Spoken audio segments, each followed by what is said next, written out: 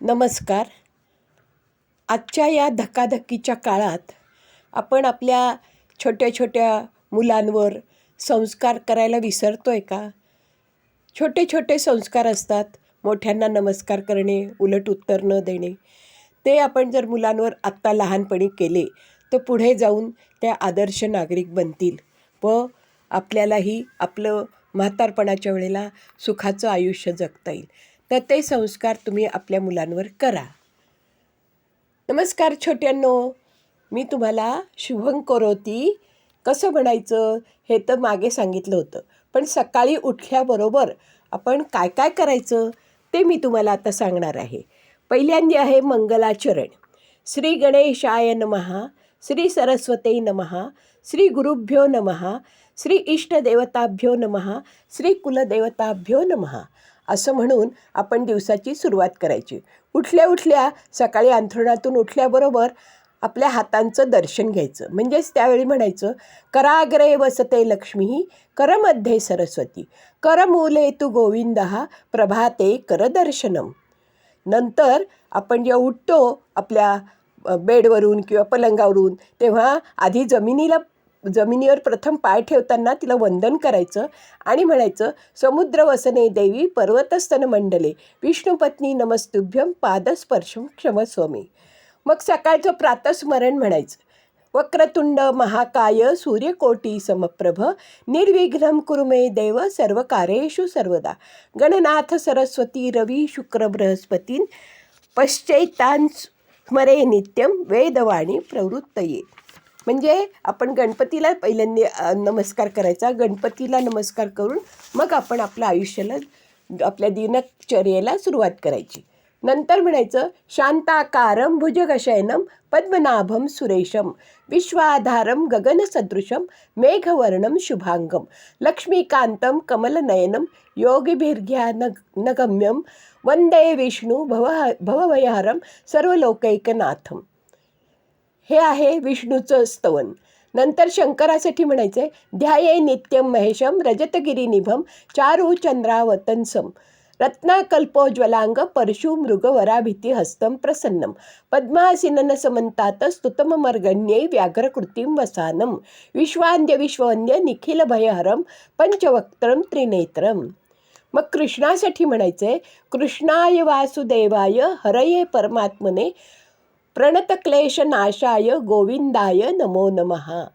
या कुंदेन्तु तुषारहार धवला, या शुभ्रवस्त्रान्वृता, या वीणावर दंडमंडितकरा, या श्वेतपद्मासना, या ब्रह्माच्युत शंकर प्रभृतीभिः देवै सदा वंदिता, सामां पातु सरस्वती भगवती निःशेष जाड्या पहा. म्हणजे काय की या देवीला आपण नमस्कार करायचा आहे, सरस्वतीला नमस्कार करायचा आहे आणि तिच्याकडे आपण बुद्धीचं वरदान मागायचे. नंतर ब्रह्मानंदम परमसुखदम केवलम ज्ञानमूर्तीम, द्वंद्वातीतं गगनसदृशं तत्त्वमस्यादिलक्ष्यं, एकं नित्यं विमलमचलं सर्वधी साक्षीभूतं, भावातीतं त्रिगुणरहितं सद्गुरुं तं नमामि. मग आपल्या दत्तगुरूंना वंदन करून म्हणायचं आहे, गुरुर्ब्रह्मा गुरुर्विष्णू गुरुर्देव महेश्वरा, गुरु साक्षात परब्रह्म तस्मै श्री गुरुवे नमः. विश्वेशं माधवं ढुंडी दंडपाणी च भैरवं, वंदे काशी गुहां गंगां भवानी मणिकर्णिकां, हरं हरिं हरिश्चंद्रं हनुमंतं हलायुधं, एतेषा स्मरणात प्रातः हा निस्तरय न बाध्यते. म्हणजे आपल्या मारुतीला पण आपण नमस्कार करून त्याच्यासारखी बुद्धी, त्याच्यासारखं आपल्याला बलवान बनवावं असं आपण प्रार्थना करायची आहे. आणि सगळ्या देवांचं याच्यात आपण नमस्कार करून त्यांना आपला सगळं आयुष्याचं माझं सगळं व्यवस्थित होऊ दे हे त्यांना सांगायचं आहे. नंतर आंघोळीला जेव्हा आपण बसतो, स्नानाला जेव्हा आपण बसतो, तेव्हा म्हणायचं आहे, पुण्यश्लोको नलो राजा पुण्यश्लोको युधिष्ठिरः, पुण्यश्लोको विधेयश्च पुण्यश्लोको जनार्दनः. म्हणजे नळ राजा, युधिष्ठिर या सर्वांचं आपण वंदन करतो आणि त्यांना त्यांच्यासारखं आपल्याला आयुष्यात सगळं लाभू दे असं म्हणायचं. अहिल्या द्रौपदी सीता तारा मंदोदरी तथा पंचकमना स्मरे नित्यम महापातक नाशनम. आपण स्नानाला बसल्यावर या 5 अहिल्या द्रौपदी सीता तारा मंदोदरी यांना वंदन करून त्यांना नमस्कार करायचा आहे. अश्वत्थामा बलिर्व्यासो हनुमांश्च विभीषणः कृपः परशुरामश्च सप्तैते चिरंजीविन. 7 चिरंजीव असलेले हे अश्वत्थामा, बली, व्यास, हनुमान, विभीषण, कृपाल व परशुराम यांना सगळ्यांना आपण वंदन करायचं आहे. अयोध्या, मथुरा, माया, काशी, कांची, अवंतिका, पुरी, द्वारावती चैव सप्तैता मोक्षदायिका.